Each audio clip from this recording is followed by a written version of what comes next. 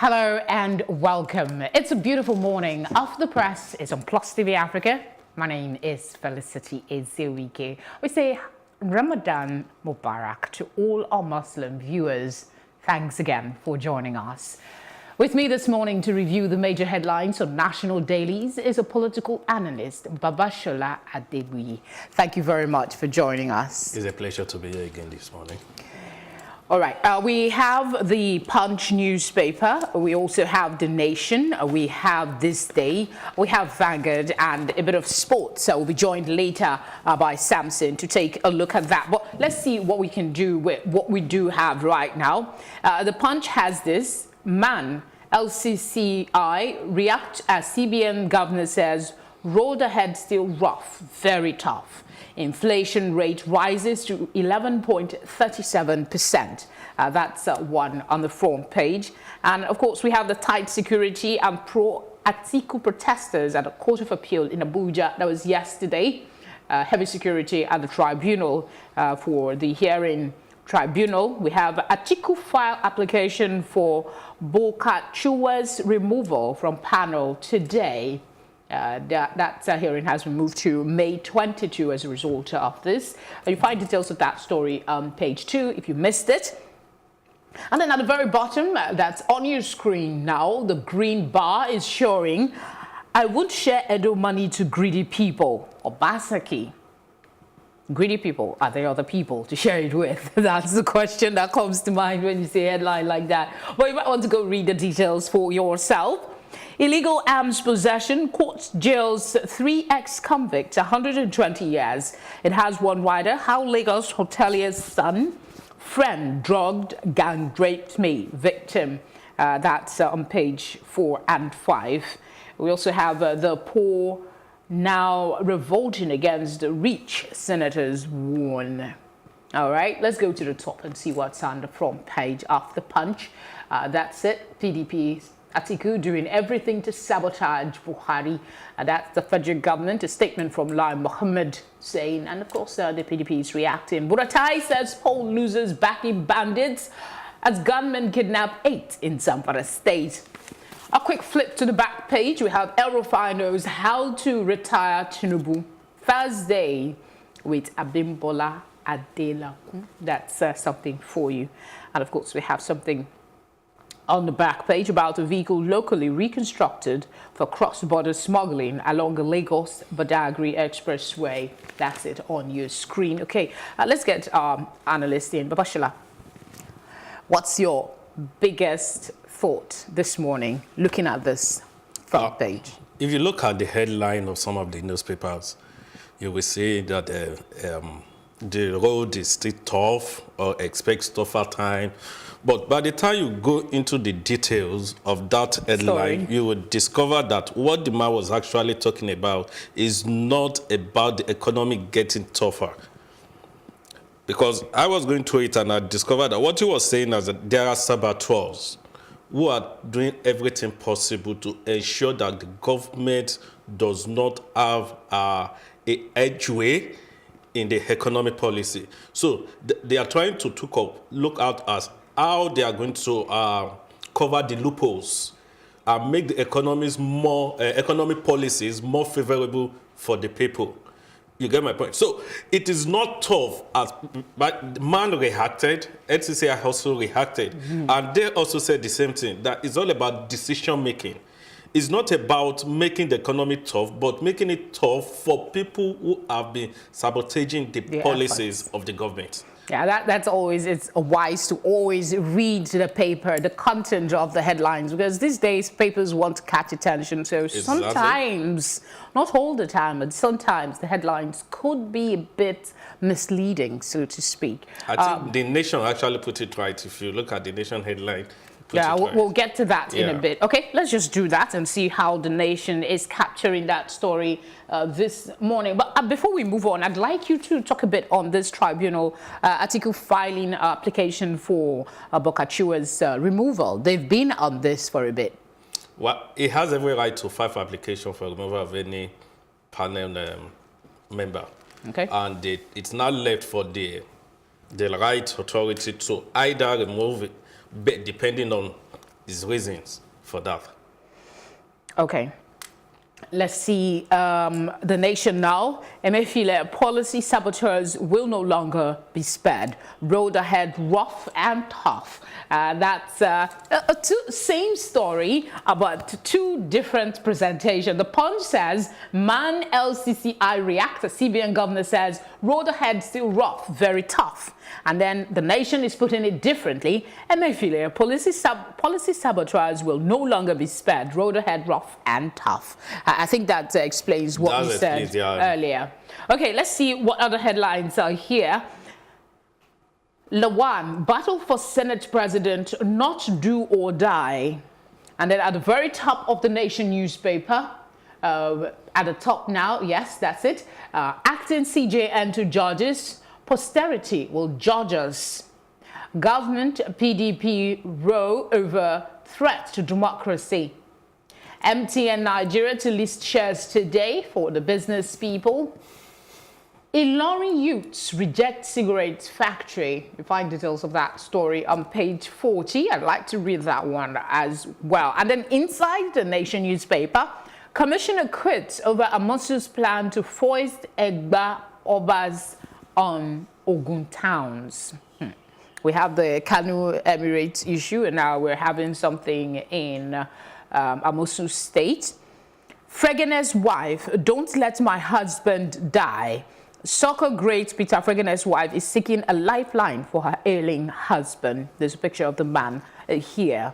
Okay, let's see what's up. Excitement over Democracy Day, June 12th, that, you know, the celebration for the presidential inauguration has been shifted. There will be an exercise, but they've moved it to June 12th. The Nation, Tonto DK, Kara, Mellow Girls at Justice.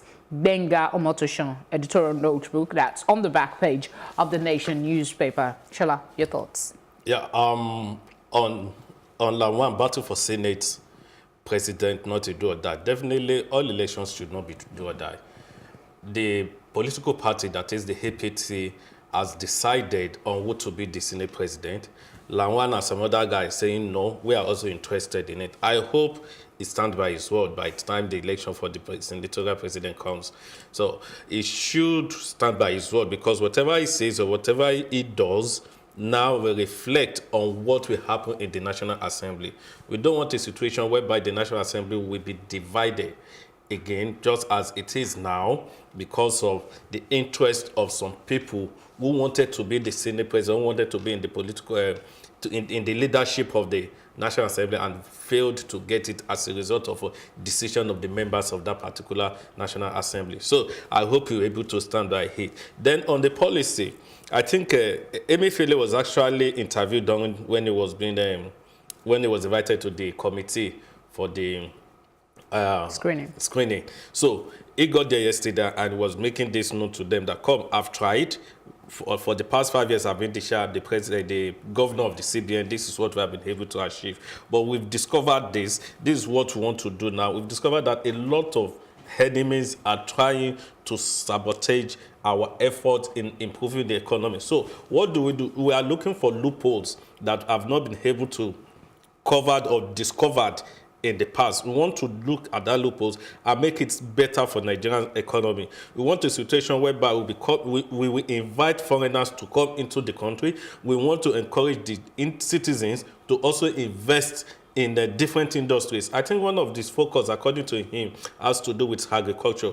Yes, for the past 5 years, if you're talking about agriculture, I want to believe that in the next 5 years, agriculture will be better off than as it is now or in the past. So the CBN has that power. It has that, the CBN needs to call on people who will work, the CBN governor now, to call on expertise who will help that particular institution in making life easy, maybe looking at the interest rate, because the interest rate presently, as far as I'm concerned, is on the high side. Until the interest rate comes to a single digit, I'm not seeing the economy improving.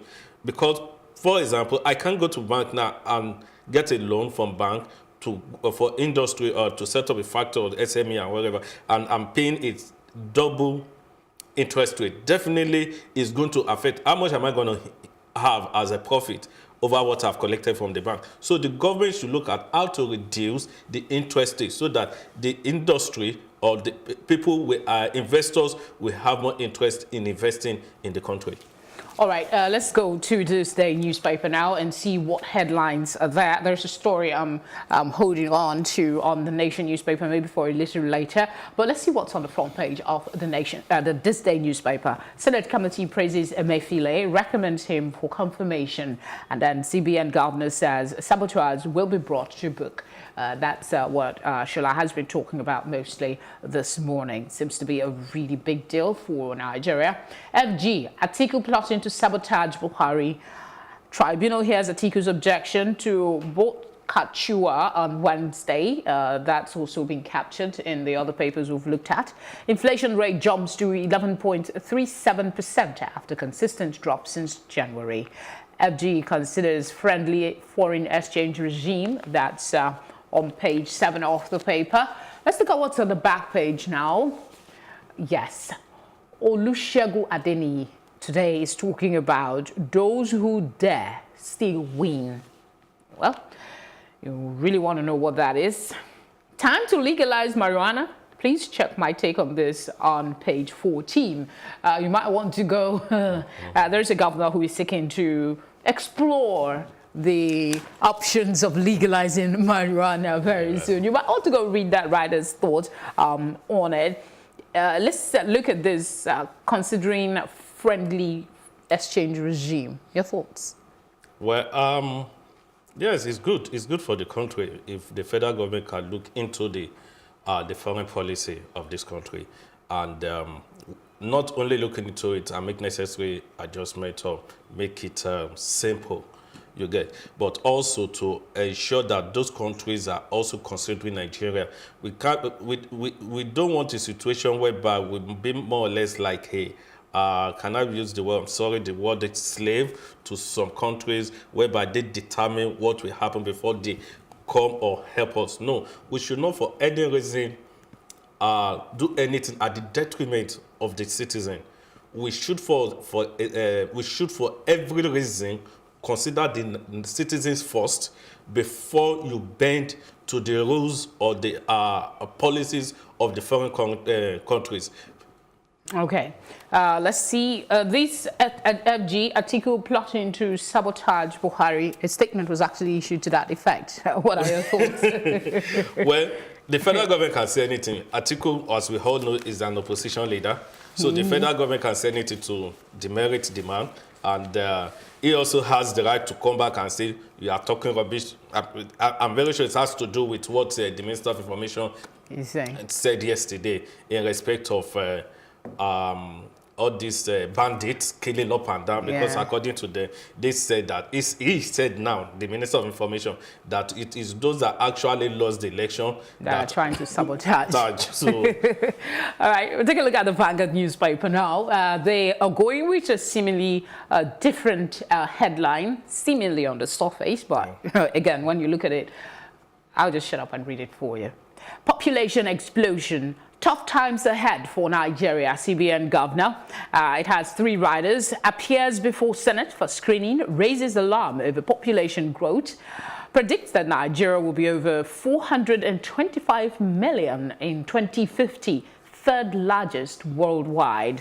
Senate committee endorses his reappointment as CBN governor. That's how the Vanguard is taking the story. It is the headline across board on all the papers. If you've been following us since we started at 8, The Nation, The Punch, This Day, all of them going with the CBN governor's confirmation exercise.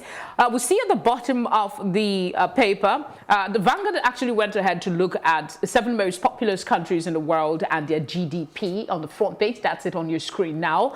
And we also have Atiku PDP plotting to overthrow Buhari's government. We've taken that story repeatedly on all the papers. Let's go to the top of the paper and see what's there for now. Court stops implementation of Kanu's new Emirate law. And then we have a must-read for you, uniquely Vanguard, something, why not? You might want to go take a look at that. I think it's a bit of an opinion piece. Inflation rises as higher food prices push rate to 11.37%. captured that headline in other papers as well. Let's see what's new at the bottom of the paper. 2019 UTME, over 1.3 million candidates have assessed results. That seems to be good news. We also have June 12th, activist others Lord Buhari to honor Abiola as president-elect. You'll see details on page 38. And for those that like the Mr. and Mrs. cartoon like me, it's right there on your front screen, on your screen right now. Behind the paper is Vanguard. Your thoughts quickly before we wrap up this. Well, before saying this morning in respect of the population, was it not last week or 2 weeks ago, I also did the same thing just for me to know the seven countries with the highest population in the world. I compared it with their GDP, with their total revenue, and also I also worked on their the resources that actually the resources that actually give them more revenue. You get so, and I discovered that population is not the problem. Population is actually an advantage to any country. If properly harnessed. Yes, because for population, number one, you increase the revenue, productivity. But the problem is the policy to make use of that advantage, and which, of course, Nigeria lacks. Look at the revenue, the GDI. China has the highest population of 1.3 billion and 1.39 billion, and the GDP is about 14.1 trillion.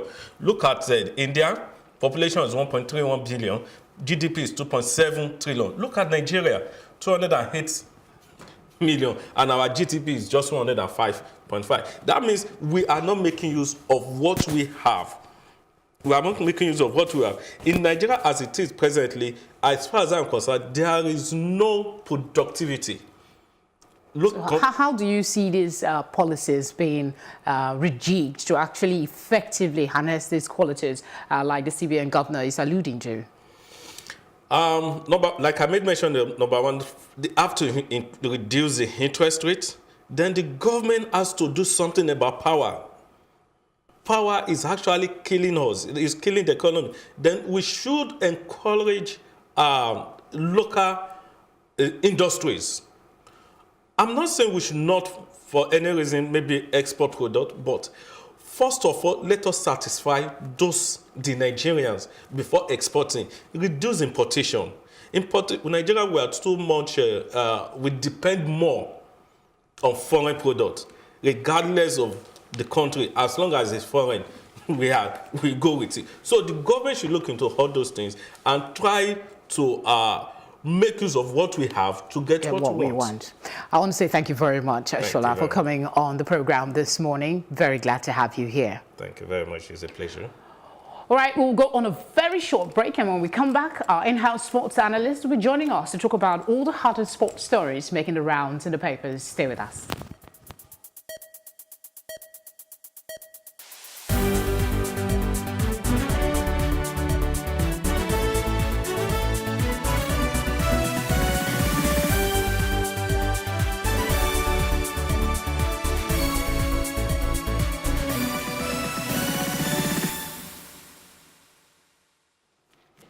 Glad to know you're still with us. You're still watching Off the Press on Plus TV Africa. And joining me now is Samson Oloyede. Thank you very much for coming in. Yeah, good morning.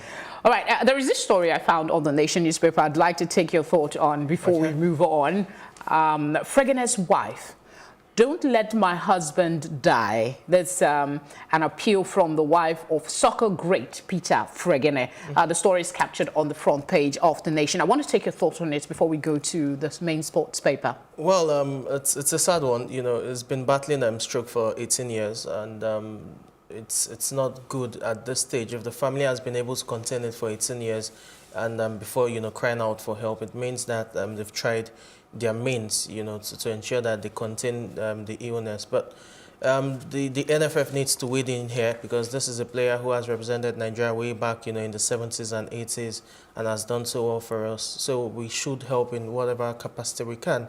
And I expect the NFF and bigwigs to step in to probably offset some hospital bills or ensure that he's in the, he gets the proper treatment that he deserves. All right, we'll go to Complete Sports now and see what is making the rounds. So I'll just take a few of them and you tell us which is the biggest. Mourinho, I could have won more titles than Pep. The competition hits up Guardiola. is Premier League Manager of the Season. And then this one says, Uzoho, I won't disappoint at 2019 AFCON. Eagles goalie happy to make provisional squad. And then Fly Eagles eye-opening start, Poland 2019 FIFA Under-20 World Cup. Onyekuru lifts first club career trophy. That's some really good news this morning. And then we have United wants in excess of £150 million for Pogba. There's this, let's see, is it Baka now? Bassa set £100 million asking price for Coutinho. All right, these are some of the headlines on the front page. I know there are more, and then there's the transfer news on the back page of the paper. Let me see. Mikel considering EPL offers. That's still on the front page of the paper. Complete Sports this morning. Which is the biggest headline for you? Uzoho, I won't disappoint at 2019 AFCON. Okay, why is that? Is currently our #1 goalkeeper, but he's vulnerable, he's prone to mistakes, and there have been calls from various quarters that he should, be replaced as the #1 goalie.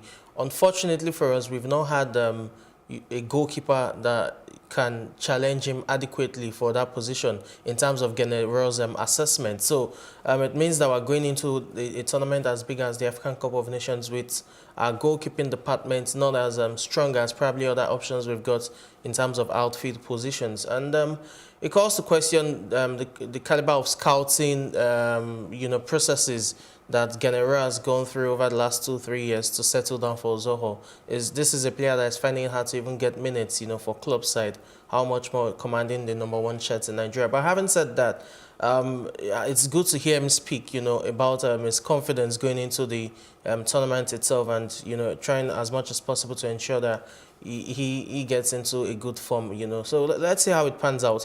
I think he's still going to retain #1 spot, though. I was going to take you on before you move on. You said something about him being prone to mistakes. Yes. But is that not part of life? Should that be a reason why people will deprive him of the opportunity to try at least? It's part of life, but when you go for tournaments, you want to go with your best legs because yeah, but he is good enough to be considered. That's the point. He's good enough, but the questions from various people, quarters, pundits as well, is it the best option we've got to man the sticks? And is he, in your opinion? It's not the best option we've got. Why? Because he's prone to mistakes? The mistakes, everyone makes mistakes. Players make mistakes from misplaced tackles, to misplaced passes and all of that. But the kind of mistakes he makes is one that you think, they call it a schoolboy error. It's not something you expect from a top goalkeeper, especially on a consistent basis.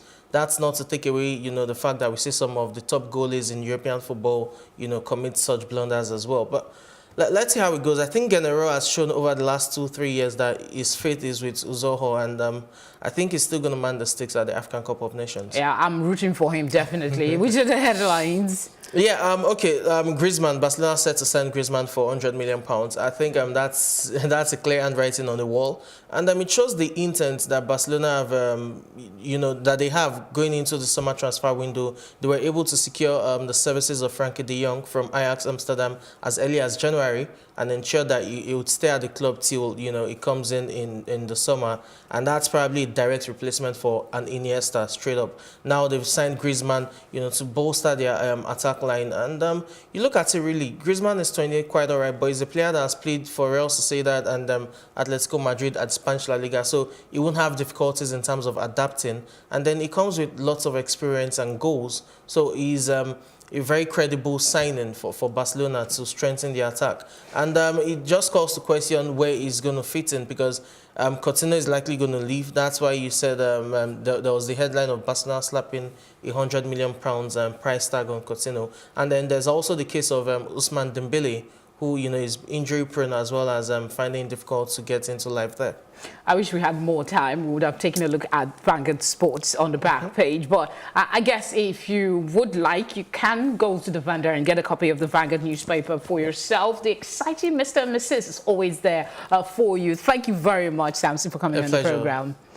And of course, thank you for watching. My name is Felicity Ezewuike. Off the Press is back again at 8 a.m. tomorrow to keep a date.